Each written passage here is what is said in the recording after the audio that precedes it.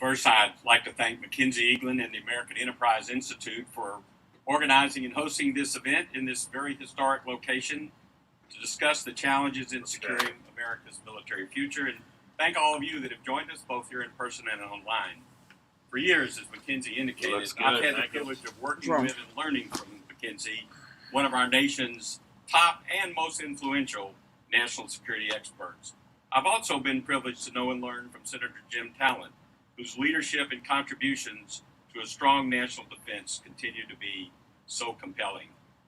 I want to underscore that my book is dedicated to those like Mackenzie, Eaglen, and Senator Talent, the active duty military, the Guard and Reserve, defense civilians, contractors, and experts who come to work every single day in the Department of Defense and the Congress to do the best job they can for our warfighters and for our taxpayers. But as former Secretary of Defense Bill Perry once told me, Jim's bad not going up. processes Oh, he's not going up? meet No. good people every day. And we have a proliferation of bad processes that are broken, totally broken. Sorry, I had that in muted both originally. Pentagon That was on me and because Congress. people were complaining about So an as the echo. focus shifts from Afghanistan and Iraq towards what comes next, leaders in the DoD, Congress, and the think tank community have a tremendous opportunity. We're at an inflection point in national security because business as usual and adherence to the bad processes will allow China, our pacing threat, to continue to advance militarily, economically, politically, and scarily technologically, all to our short and long-term detriment. Despite defense spending levels that in constant dollars are higher than the peak of the Reagan buildup, America's defense capabilities can now be characterized as an ever-shrinking fighting force, hence the title of my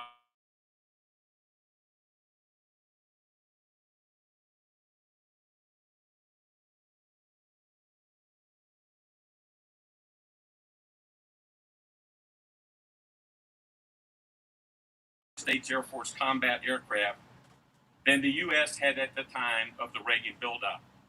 Just since 9/11, active duty military personnel have decreased by over 100,000 people, while the civilian government workforce in the Department of Defense has increased by 136,000 people. Cutting warfighters and adding bureaucrats does not strike fear into our adversaries. No matter where you look, this shrinking trend, as the budget has grown, has continued consistently through many administrations, both Democrat and Republican, and persists today. This extremely alarming trend is the result of what I call the ticking time bombs of national security. The Department of Defense is clearly not getting enough bang for the buck for the dollars it spends. Because of DoD's mammoth size, even marginal improvements and reforms can have an outsized impact. Therefore, anywhere the department can be more efficiently managed, improved, or streamlined, attempts must be made to do so on a continual basis. The ever-shrinking fighting force does not advocate reducing the defense budget top line, but rather urges the Pentagon and Congress to get more bang for the buck for the dollars they approve by reforming the bad processes. We should care more about outputs than inputs, and the Pentagon should measure those outputs with performance goals that ensure DoD is better, faster, and cheaper than our adversaries, particularly China, whose purchasing power today is now greater than ours. China gets more bang for their yuan than the United States does for our dollars. Let me go through the ticking time bombs. One of them that contributes to the ever-shrinking fighting force is DoD's broken acquisition system that continues to cost more, take longer, and produce less. DoD does not employ successful business practices and processes when it comes to its huge expenditures for goods and services, supplies, and equipment, despite the fact that American industry has proven conclusively that significant savings are possible in providing the needing cutting-edge technologies. In total, the current federal procurement data indicates that DoD is spending about $320 billion a year on goods and services, supplies, and equipment, a total sum that measures more than all the other government agencies combined and consumes over 8% of the total federal budget, with the unimpressive result of spend more, take longer, get less. Despite these large expenditures, this bureaucratic system now takes over 20 years from contract award to operational capability for combat aircraft and other major weapons, despite the fact that entire process used to only take 5 years, which, by the way, is China's current timeline for what they're producing. In the last 5 years, China has produced 105 ships. In that same period of time, the U.S. produced 26. Compare these timelines to the commercial world, where it takes less than 6 years to produce a new aircraft and less than 3 years to produce a new ground vehicle. Both the unit cost and the life cycle cost of modern weapons are also off the charts. In Desert Shield and Desert Storm, the Air Force active and reserve components had 4,468 fighters. Today, the Air Force has 2,141, down 50%. The Navy had 573 battle force ships at the peak of the Reagan buildup. Today, we have 293, down 45%. The unit cost of the newer weapons have increased by hundreds of percentages over the ones they are replacing, and additionally, their life cycle costs are now over 50% higher than the earlier models. DoD's acquisition process are hampered by long-standing negative factors, including gold-plated requirements that are frequently changed and in many cases are unrealistic from both a technical and a cost standpoint. I have said, tongue-in-cheek, that if DoD could somehow get someone to support it, they would want a nuclear-powered tank that could fly itself to the battlefield. DoD also consistently fails to meet schedules, performance goals, and planned quantities that they wanted to purchase. They're plagued by significant cost overruns, not in the tens of millions, but in the billions. And there is inconsistent management and poor accountability. In addition, the acquisition process is suffering under massive layers of bureaucracy, as well as layers of rules and regulations. There are over 175,000 people working in the acquisition workforce, and the stack of rules, regulations, directives, and don'ts number in the tens of thousands of pages. While the acquisition leaders in both the Obama and Trump administrations, including Ash Carter, Frank Kendall, Ellen Lord, and others, attacked these problems and implemented positive change, it's not how far we've come. We've come this far. It's how far we still need to go. There's much more work to be done here. We also need to focus on the emerging technologies that are key for our country's economy, not just defense. This includes microelectronics, artificial intelligence, 5G, hypersonics, and autonomy, just to name a few. Our acquisition system must adapt to become more agile to keep up with these emerging technologies and to include companies that are highly competitive in the commercial space. Another ticking time bomb is the excessive amount of money tied up in DoD's massive, layered, and inefficient overhead and support functions. Here, we are spending more and getting more, which is exactly the opposite of the needed outcome.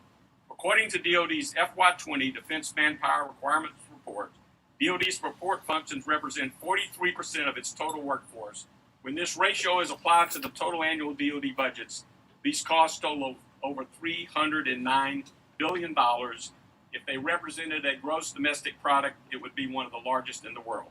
DoD says defense-wide spending has grown from 5% of the budget to just under 20% of the budget, but I believe that's underestimated, and I can document that the all-in costs are much closer to 30%. If you include all military personnel, civilian, and estimated contractors, there are over 902,000 people working in the DoD headquarters and agencies, joint staff, combatant commands, and service headquarters and field activities. The directly related cost for these organizations exceeds $137 billion. And by the way, DoD does a poor job keeping track of and controlling their headquarters number. From the original 45 people, as described by Secretary Forstall when he assumed office in 1947, the OSD staff has increased approximately 100 times. DoD has added undersecretaries, assistant secretaries, and now has over 60 deputy assistant secretaries positions. The OSD staff today, when you include full-time reservists, detail, and contractors, is actually well over 500,000 people, though they advertise it as only 2,500 people. And by the way, the 5,000 number does not include the Pentagon IG, Washington Headquarters Services, and the Pentagon and Force Protection Agency. The same uncontrolled growth has occurred in the Joint Staff. Today, the Joint Staff, when including the separately reported Office of the Chairman, numbers nearly 5,000 military, civilians, and contractors. Since 1958, the size of the Joint Staff has increased by a factor of 10. When Secretary Gates established the Joint Forces Command in 2010, a recommendation I actually made from the Defense Business Board, the military assigned to Joint Forces Command, over 2,000 people, were reassigned to the Joint Staff. This is one of the reasons there's no accurate head count. When one agency is dissolved, another organization is created to absorb the shock. This trend of uncontrollable growth is also present in the defense agencies, where we've gone from one defense agency in 1952 to 28 defense agencies in 2021, with 170,000 people, not including the tens of thousands of contractors, spending in excess of $120 billion. Many of these defense agencies are large business entities that would rank higher than the largest for-profit contractors in terms of how much business these defense agencies conduct with DoD, yet most do not incorporate applicable world-class business practices. Regarding defense facilities, DoD maintains one of the largest property books in the world, well over $880 billion worth, over 562,000 facilities, on more than 4,800 sites in all 50 states, 7 U.S. territories, and 40 foreign countries. The annual cost to operate and maintain these facilities is estimated at over $30 billion a year, but we know there is a significant room for saving. For example, DoD has consistently estimated that up to 20% of its facilities are excess, but neither DoD nor the Congress has exhibited the political will to make any major improvements here. Mackenzie has actually been a real leader over the years, with many reports and articles on how to cut the tail and increase the tooth, something that I am also advocating throughout my career and highlight in the book, The Ever-Shrinking Fighting Force. A third ticking time bomb is the fully burdened and lifetime cost of the volunteer force, with its outdated personnel management, compensation, and retirement programs. What makes the lifetime personnel cost particularly worrisome is the department has no idea of what they really are, because they do not calculate or track the fully burdened and lifetime cost of active military reserve or full-time civilians. They just basically look at their annual pay. They don't look at the fully burdened cost. In the last 20 years, the average fully burdened cost for a mid-career individual on active duty has gone from $80,000 a year to the current estimate of close to $400,000 per year today. Factors contributing to the fully burdened costs are the support structures we provide to service members and their families, such as the cost to recruit them and provide skill training, the military health program that's gone from $17 billion to $52 billion a year, a taxpayer-subsidized grocery chain, military dependent schools, a child care system, housing, and much more. Even more concerning, the data points exclude over $58 billion in retirement payments to military retirees and their survivors paid each year by the Department of the Treasury.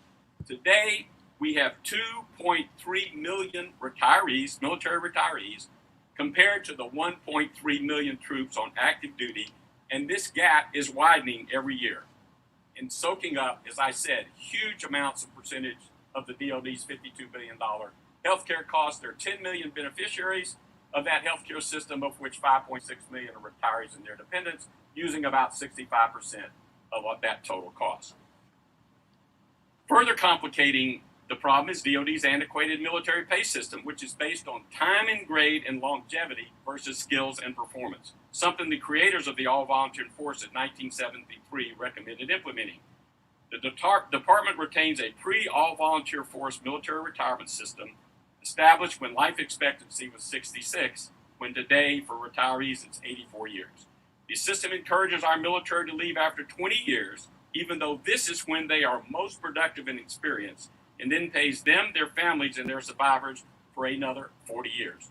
During this 40-year period, they receive benefits including a monthly salary with annual cost of living increases, full health care, and other taxpayer-funded benefits. All in all, we pay them for 60 years to serve for 20 years while not even maximizing their full potential.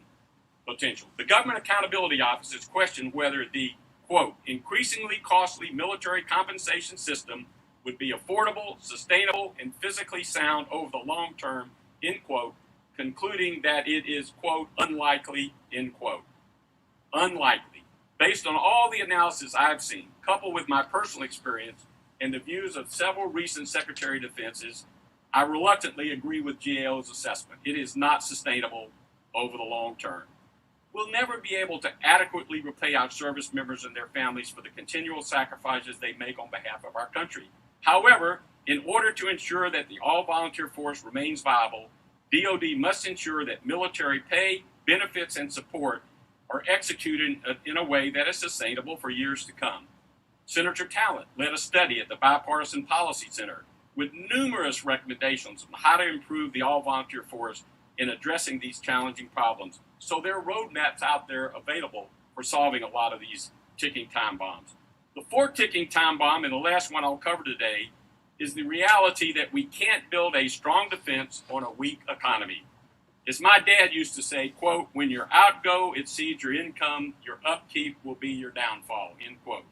Though not a direct cause of the ever-shrinking fighting force, our uncontrolled $23 trillion deficit and the $300 billion a year we are paying annually as interest on that debt are a threat to our national security, as the deficit continues to put downward pressure on all discretionary spending, of which defense is the largest share. Most experts agree we need to get the deficit back under 4% of GDP as soon as possible from the 10% of GDP it is today. This is an issue that requires the efforts of Congress, the executive branch, and another Simpson-Bowles commission. Everything has to be on the table: discretionary spending, entitlements, the number one cause of deficit, and revenue. All of these problems and more are outlined in further detail in my new book, The Ever-Shrinking Fighting Force, along with suggestions for some much-needed reforms. Moving forward, we must demand that our leaders tackle these problems head-on, and we must hold them accountable for the results. The future of our national security depends on it. Thank you very much, and thank you for joining us here today.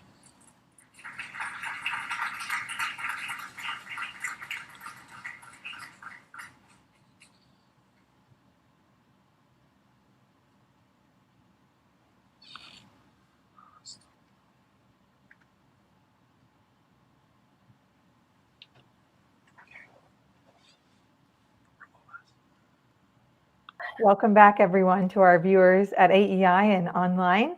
We are joined now by former Senator Jim Talent, a good friend and colleague of many years and a respected national security leader and thinker. And of course, General Punaro, we congratulate him again on his book. We were just chatting in the background about what an excellent resource this book is for leadership in the department and on Capitol Hill. Jim, I wanted to just quickly stop talking for a second and just get your general reactions to the book, which we were just going over, and then, of course, give you the opportunity to ask questions. Over to you. Really outstanding book, not just for the obvious, which General Punaro talked about, the recommendations for reforms, et cetera. But, I mean, if people want to understand how the Department of Defense is structured and how it got the way it is, this book is the best accessible, it's meaty, but it's accessible read on that subject. I think every new member of the Haskins Ask ought to have it. And by the way, General, you only did one thing wrong. Okay, you got to show the book when you have a book launch. So here it is. Thank you. You have it. And you got to promise you'll autograph it for me when I see you next. It really is an outstanding effort. I congratulate you on it. And Mackenzie, we ought to make a point of telling Hill staff they need to get that book around. Agree. Particularly for the new members. Agree. I'll be highlighting it often in my articles. Thank you. So do we, is this the point at which the General and I get to visit? Yes, please. I know you had a few questions you wanted to I don't know if you use that verb in Georgia, but we do in Missouri. We're going to visit a little bit. So, and I'm not going to have enough time to get to what I want to get to, and you're going to have a lot of questions from the audience. But so let me cover what I can.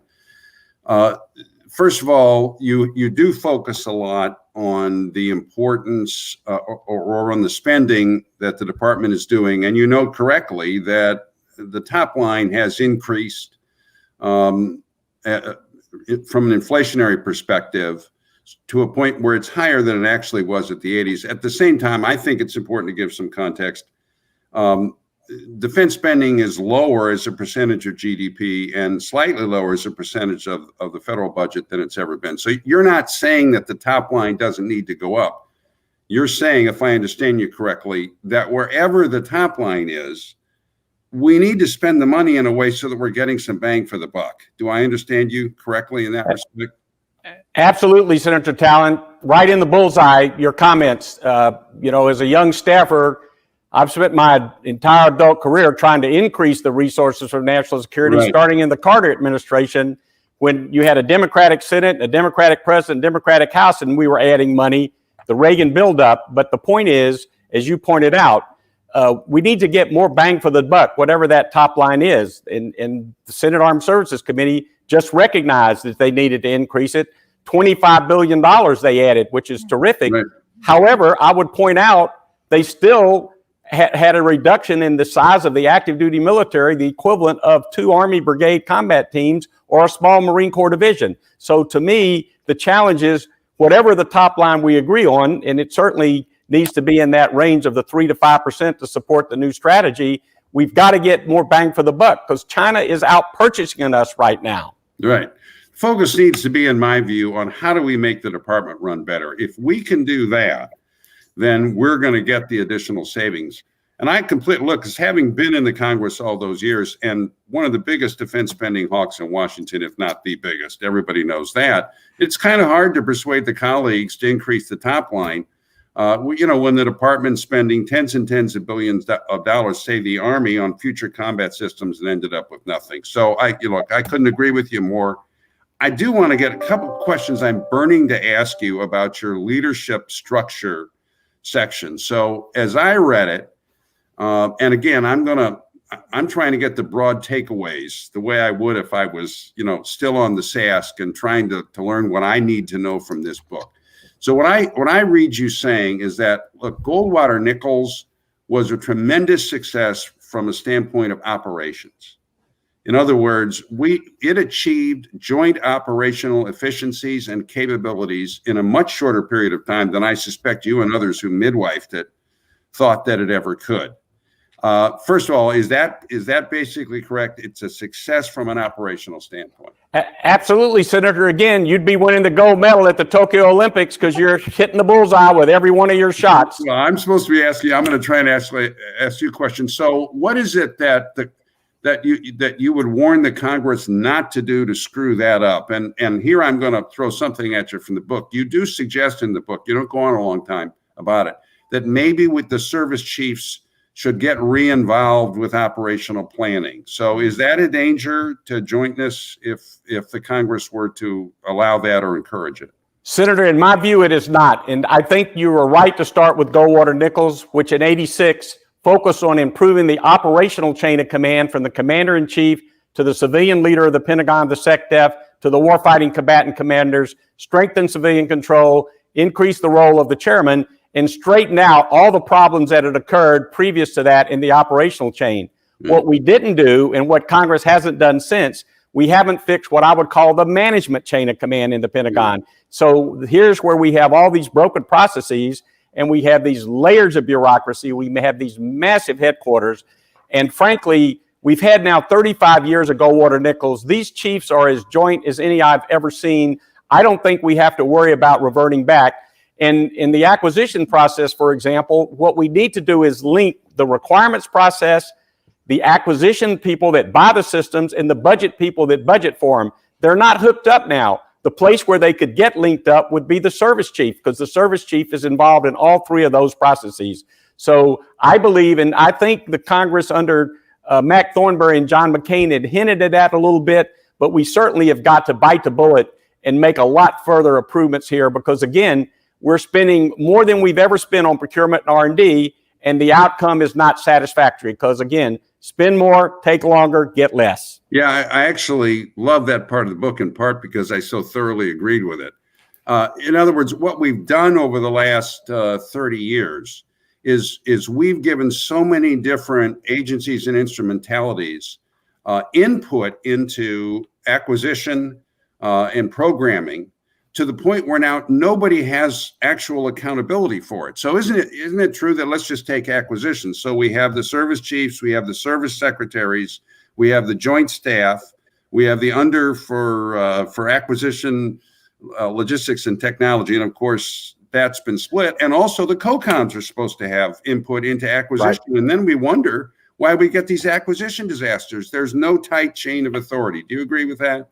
Yes, sir. And I mean, the good example in Goldwater Nichols on the operational side, when the bombing of the Marine barracks in Beirut that killed more Marines that one day than the World War II battles, there were 8 layers in the management chain from the colonel on the ground to General Bernie Rogers, who was the EUCOM commander at the time. And you've just identified, we have all these layers and all these people. Admiral Sandy Winnefield, the former vice chairman of the Joint Staff, said, look, we've got 1,000 people that can say no, and we don't have anybody that can say yes. And so that's got to be streamlined. And we've got to, and by the way, if you put the service chiefs back in the middle, you could hold them accountable. So, yes. For example, when the V-22 had problems and the Congress was calling the Pentagon on the carpet and they drug up the Commandant of the Marine Corps, then General Jim Dones, and were beating him up about the problems with the V-22, he said, Senator, I don't have anything to do with it. It's, it's done by, the acquisition bureaucracy. So we've got a whole, you mentioned early on about the future combat system. There was over $85 billion of acquisition programs, Comanche, Crusader, Dimers, an IT program, the Expeditionary Fighting Vehicle in the Marine Corps, FCS, that were canceled. The taxpayers and the warfighters got nothing out of it. And guess what? Not one person in the department was ever held accountable for any of those programs that were canceled. Because nobody was accountable. In other words, right. We have overlapping authority. And I'm going to stick up, and I'm glad you do, particularly in this context for the service chiefs. I mean, generally speaking, people will even, blame them when there's some acquisition program that goes wrong on their watch, but we really have pretty systematically disempowered them and the secretaries. So is the answer to work towards, for acquisition, a tight chain of responsibility, and then they get the authority that goes with the responsibility from the service chiefs and secretaries, and you also discuss how they ought to work together. I don't have time to get into that, but I found that fascinating. And then up through the relevant undersecretariats and OSD, who I take it should not be managing the programs, but should simply be overseeing, ensuring they stay on time, under budget, and coordinating like joint requirements. Is that your idea? Absolutely. And guess what, Senator? That's exactly what Dave Packard recommended in 1986 in the Packard Commission. Dave Packard, up in heaven, is kind of scratching his head when he looks at this massive bureaucracy and cumbersome system that's being created. He wanted a tight chain of command, so the service chiefs working with the civilian acquisition executives as a team, not in conflict. And when you have 175,000 people alone in the acquisition workforce, of which 35,000 are contracting officials. Right. So you just like we did for Goldwater Nichols, you've got to streamline that management chain of command. You've got to make sure you know who's responsible and accountable, and give them the authorities they need. And that's really what the Packard Commission recommended, but 35 years later, that's certainly not what we have today. Yeah. I'm conscious of time, so I probably ought to move on, but I do want to. The concerns people might raise about this kind of a system is, okay, well, will jointness be represented in the requirements if the service chiefs are doing it? What about, the war fighters? Do we have to have the COCOMs involved in it? And can't we just at some point just say these chiefs now have all been promoted through a jointness culture? Can't we just count on them to work together and to talk to the COCOMs? Senator, Title 10 addresses that. When we rewrote Goldwater Nichols, it says the service secretaries and the service chiefs shall organize and train and equip their respective services in support of the requirements of the combatant commanders. So the combatant commanders are the warfighters, and whether it's cyber or space or the Taiwan Straits or the South China Sea, we need to know what are those requirements that we can deter conflict. And if we don't deter it, unfortunately, we have to win it, and then the service chiefs become responsible. They're the requirements people. The military owns the requirements. They're the ones that do, the Iron Majors are the ones that do all the gold plating. And so they need to get control of that system.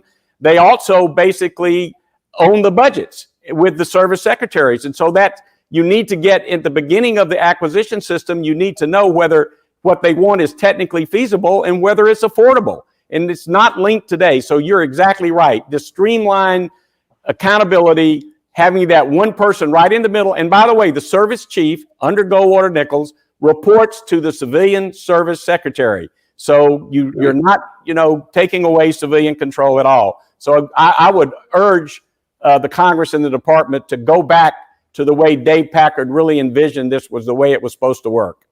And then I've got to move on. How much time have we got left, Mackenzie? You're fine. Go ahead. You're fine. Okay. Well, but I mean, the positive message coming out of this to Congress, the executive, and the American people is, look, we can have an acquisition system that actually does produce things on a reasonable time schedule that meet the needs of our men and women in the military. It's never going to be perfect, but it really can be a lot better if we have a real chain of command. Okay, very briefly. So you make a strong points in the book about that the COCOM, the joint billets in the COCOMs have grown far too much. Okay. And you also refer to the fact that some people will even talk about our COCOMs like they're pro-councils or from the Roman thing. Well, I agree with you. At the same time, I think part of the answer, and I'd love to know what you think about this. I'm not going to go too far down this rabbit hole. I think part of the answer is to reform and reinvigorate the civilian agencies and elements of national power, beginning with the State Department. So would you care to go out of the DOD lane for a minute and just give me your opinion on whether maybe the Foreign Affairs committees need to try and do a Goldwater Nichols with the State Department? Because a lot of this is these functions are defaulting to the COCOMs. Yeah. I don't know, it's not so much that they really want to do it, but that we don't have a vigorous or robust enough, civilian element. I'm not blaming the people in the State Department. I'm really not. I think they need more funding, and I think we need to re-examine how they operate. What would you? I agree with you completely. The COCOMs are filling a vacuum, and the COCOMs DOD has the resources, and DOD has the skilled personnel, and they can, at a moment's notice, assign people where they need them and move them immediately. And so the combatant commands over time has grown because they're filling a vacuum.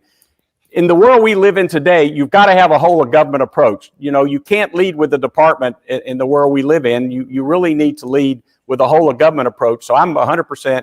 I mean, Jim Mattis, one of our best warfighting generals, Bob Gates. I mean, our secretaries of defense have been the most vocal about we need to reinvigorate our State Department, the career foreign service. When I was a young staffer and traveled around, these were the primo elite people of our government, along with our military, and we've lost a lot of that. And so that's why Goldwater Nichols, we basically emphasize joint duty, and look at what's happened since. So I would urge the Foreign Affairs committees to do the same thing, the Armed Services Committee. And by the way, it was done over the objection of every single person in the Pentagon, civilian and military. So don't expect the State Department to welcome this review with open hands, but look at the result for our military after Congress took the lead, and we need to do this. I mean, China today has more embassies around the world than we do. And if you look at their expansion in South and Central America, their expansion in Africa, we can't do all this with the military. Our whole of government and our State Department has got to be much more influential and much more engaged. Yeah, and I'm going too far down this rabbit hole. This Jim, is supposed to be quick about question though for you. Yeah. Can you pass something like that where there isn't a Senator McCain today? Is there hope in the Congress that kind of long-term work could get done? Oh, look, I really think so. In fact, I think I'm not going to say this kind of thing is obviously it's not easy to pass, but the potential for benefit to the country and for the State Department. I mean, nobody in DOD today wants to go back to pre-Goldwater Nichols time. I mean, there's a lot of discussion about how to reform it and move ahead, et cetera.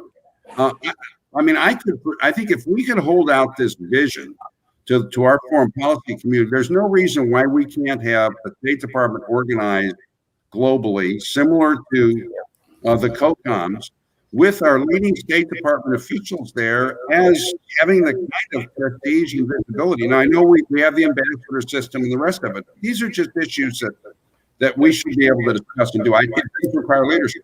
We need the chairs and the ranking members of the two foreign affairs committees to decide they want to do it. Don't you think? Mackenzie, one of the great bipartisan things that exist in the Congress today is the bipartisan recognition and agreement that we've got to deal with China. In China, it's not just militarily, it's diplomatically, it's economically, it's technologically.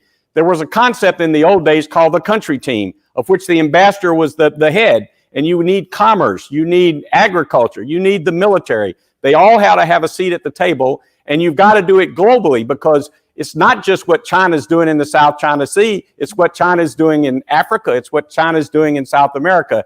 These are under different combatant commanders. And so the State Department, and as you look at the way state is organized and the way defense is organized on the policy side, their foreign policy bureaus don't match up at all.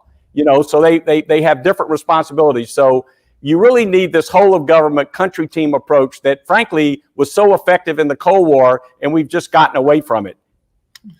I want to switch and talk about personnel for a minute. You and I did do the task force on personnel with Leon Panetta and Jim Jones, and I very much appreciated your contribution to that. So I do want to inject, as I did at the beginning of our discussion about other kinds of defense reforms.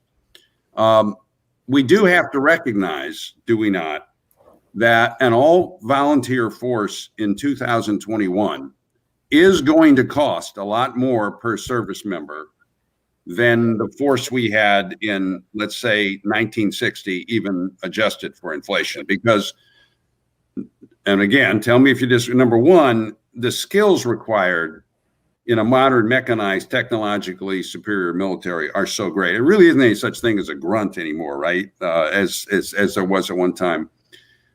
Number two, we're competing with the private sector for highly skilled people. And number three, and this is the point and I know you understand and believe in this. In the old days, we had a draft force basically of single men. Now we have an all-volunteer force of married men and women who have families, and families cost more money. So, I mean, I don't want anybody in Congress to think that we're all of a sudden going to be able to cut in half the cost per service member, because we're probably not going to be able to do that, right?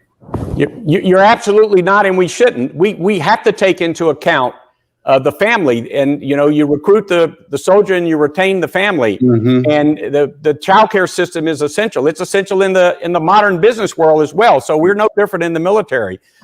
Helping spouses that basically have to move when the militaries move to different bases to have meaningful jobs and positions.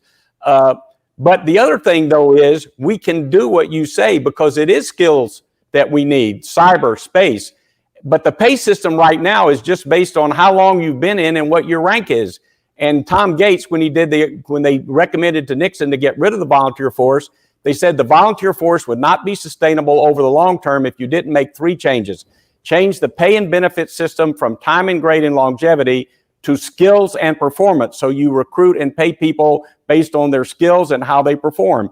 Also, you've got to get rid of the upper out promotion system, where we take our best people and we push them out at 20 years, or if you don't get promoted, you get pushed out. And of course, the bipartisan policy, your task force you led, had some excellent recommendations on how to make the system more flexible. Look, everybody's debating today, how do we keep our people in a post-COVID environment? We can't make them come to work 7 days a week, 10 hours a day anymore. We need to do the same thing in the military. Our personnel systems need to be more flexible. And finally, Gates said unequivocally, if you don't get rid of the cliff retirement system, you can't sustain it. And sure enough, 75% of the people, don't ever earn the 20-year retirement. Of the 25% that do, 75% of them leave at career year 23 or less. The enlisted retired average age 43, the officer average age 45, life expectancy is now 84. So we pay them for 60 years to serve for 20 years with full benefits. And now we have a million more retirees than we have people serving on active duty. So we don't want to cut the pay and benefit for the all-volunteer force. We want to actually give more benefits to the people that are currently serving. Where the reforms have to occur is in the deferred compensation for the people no longer serving. And break. Everybody needs to be grandfathered. We're not going to retroactively change anything. But it's just like right now on the deficit, you made the point, to me over the years, Defense is not why we have a big deficit. The entitlements are why we have the big deficits, and particularly in healthcare. So these things have got to be reformed over the long term, not just for the military, but for the sake of our own economic well-being in the country. So these are bullets that are tough to bite, but we've got to bite them because, again, I've said, again, tongue in cheek, you know, General Motors didn't start out to be a healthcare company that occasionally built an automobile. Now they fixed a lot of that. We don't want the Department of Defense to turn into a benefits company that occasionally kills a terrorist. But that's the trend line we're on today. Right. And General, the Blue Star families, Kathy Roth Duquette, was one of the co-chairs of our task force and fully joined in what we proposed. I mean, the families are not pleased with the system the way it is. And for exactly the kind of reasons that you mentioned, the promotion, the assignment paths do not reflect what they don't reflect either the needs of families as families, nor the aspirations of the service members and their sense, which is usually right, about how they can best contribute to the service over time. And as for as for the cliff requirement, so it's not fair to people who don't serve 20 years, and it's not fair to the service. What kind of a system says to somebody in their early 40s when they're just hitting the peak of their productivity? Well, basically, the way we've structured the system, it's almost financially impossible for you to stay rather than retire. I mean, it just doesn't make any sense. So let me leap to what was, because it's probably the hardest question. So how do we get on a path towards this? I mean, one of the things we said it was my gut on our task force, and I think, you know, we said this as a general comment in the report, that set aside the retirement, let's do promotion for a second and recruiting, that maybe if we start with the newer services and, you know, cyber or the newer commands and the places where it's obvious. I mean, you can't recruit a cyber warrior by getting an 18 or 19-year-old, right? I mean, you got to get these people out of Silicon Valley and out of advanced programs and with packages and the rest of it. Is that the way to do this, you think, to start outside of what the services see as their core sort of missions? You know, so we won't start with the fighter pilots in the Air Force. We'll start with...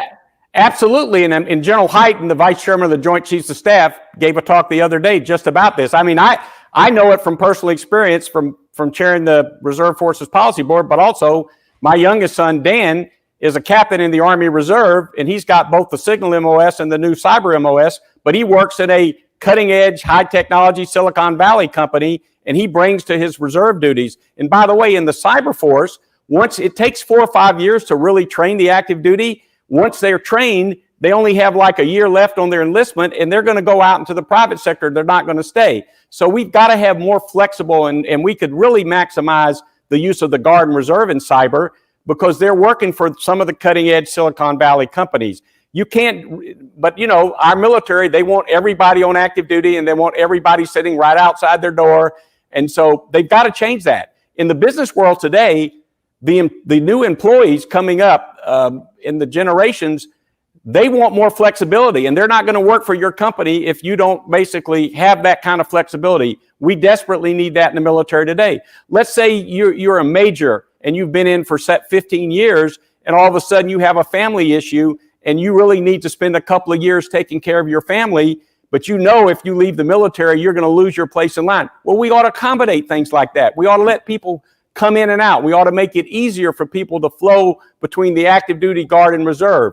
Because again, when people retire at career year, at the 20-year point or 1 or 2 years after that, you made the point. They're the most productive, most experienced. We ought to keep them for another 15 years. In '86, we changed the retirement to just do that and grandfathered everybody for 20 years. But within 2 years of when it was going to go into effect, our active duty military came in and opposed it and said, oh my God, this is awful. People that retire are going to make less than the people that retired. And Congress changed it back. So we lost that advantage. We have got to make some fundamental changes in our personnel management systems. Yeah, I think, your universal appointment recommendation is spot on. I think Jim has thought about that also over the years in his commissions, in various commission capacities, Jim, including in 2010. This is an idea that came up in the QDR independent panel. Quick interjection, Senator Talent. I want to ask, we have several questions, and then I'm going to return back to Senator Talent. The first is from our colleague David Berteau at the Professional Services Council. He asks General Punaro, you say you've never seen as joint a set of service chiefs, which may be true operationally, but do you also think it's true for budgets and programs, for requirements, and the trade space between today, readiness, and tomorrow, research and development? Well, as always, a very insightful question from our wonderful colleague, Dave Berteau, who we've worked with over the years and leads one of our other great associations. I think we've got to count on the people, as Jim Talent has said. These are honorable people. These are highly experienced people, and they're going to have to rise to the occasion. We've never faced a threat like, I think the threat from China, because it's multidimensional, again, it's economic, it's technological, it's not just militarily, and it's diplomatic.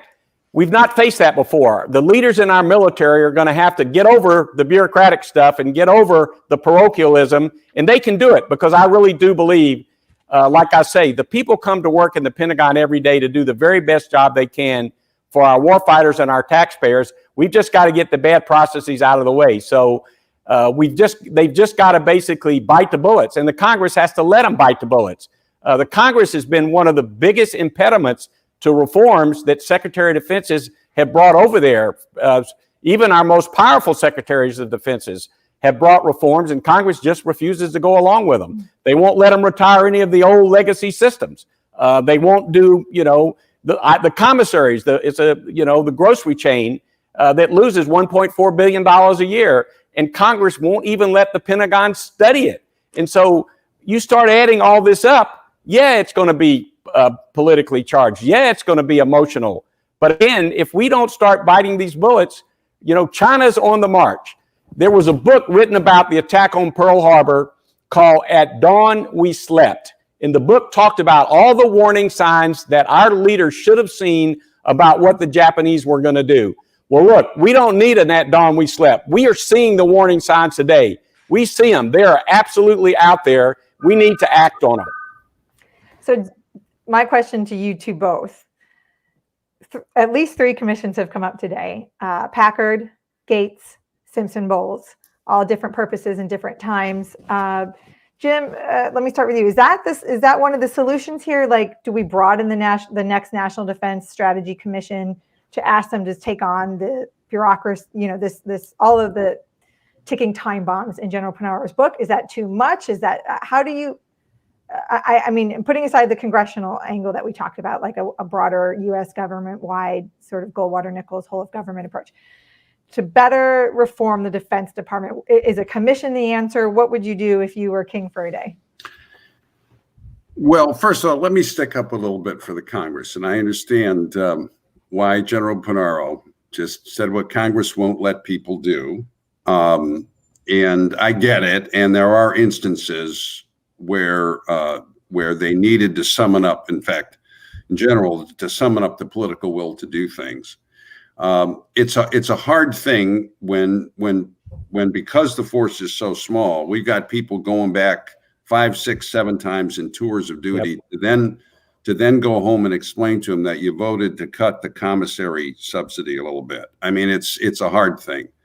And I think, and this answers your question, Mackenzie. I think if the bipartisan leadership of the 2 authorization committees really believed that an effort like this would make the department substantially more effective, more accountable, if it would produce better personnel and better platforms over time, I think they'll take considerable risks, and I think they'll go to considerable efforts. And I really think, rather than a commission, although heck, Arnold and I'll serve on it. I mean, they've got plenty of ideas out there.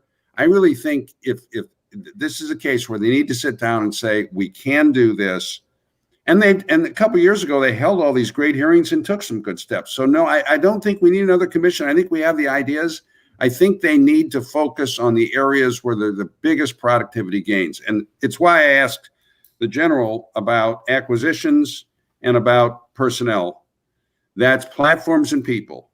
If we fix that acquisition process and we can really get the department to change its personnel processes over time, General, I think I think we're 3/4 of the way there with those two things. And then if the co-com billets are a little bit too big, we can live with that, But General Punaro, Senator, you're exactly right. That's where the money is. You've hit the nail on the head. The fully burdened personnel cost and the acquisition cost, the two of them together, that's where all the money is. And that's where the capability, and in other words, if we're trying to make the department run better, what makes any enterprise run better?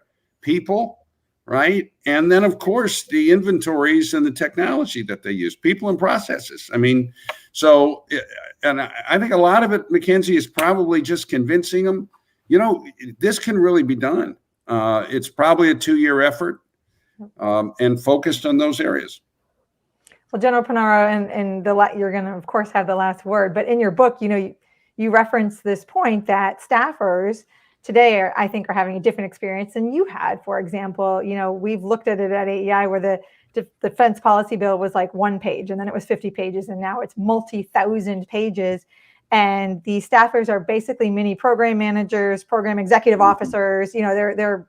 They're incredibly in the weeds. I had a Marine tell me yesterday, the professional staffers on the Hill know the Marine Corps better than Marines, which is not what I wanted to hear. So do you agree with Senator Talent? Are the good ideas out there and we don't need the commission? We just need the staffers to elevate to the bigger ideas?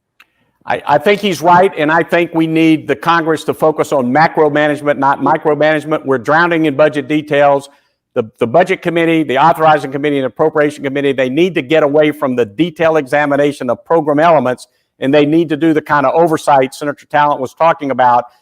Hear firsthand what these problems are, and that's exactly what happened in Goldwater Nichols. It took 2 years, but when the members of the committee on both sides of the aisle truly understand the nature of the problems, as Russell Long used to say, don't solve a problem for people before they know they have one. So once they do that, I think he's right. I think they will act because in their heart of hearts, they want to do the right thing, but they've got to focus on the big picture. Well, let's hope, here, sir, and let's hope they use your book as a blueprint, as a starting point for that legislation. I've taken notes. I'll send it to the Hill to appoint you two as the first commissioners, if there is indeed a commission, but otherwise we can just go to your great body of work, including the ever-shrinking fighting force.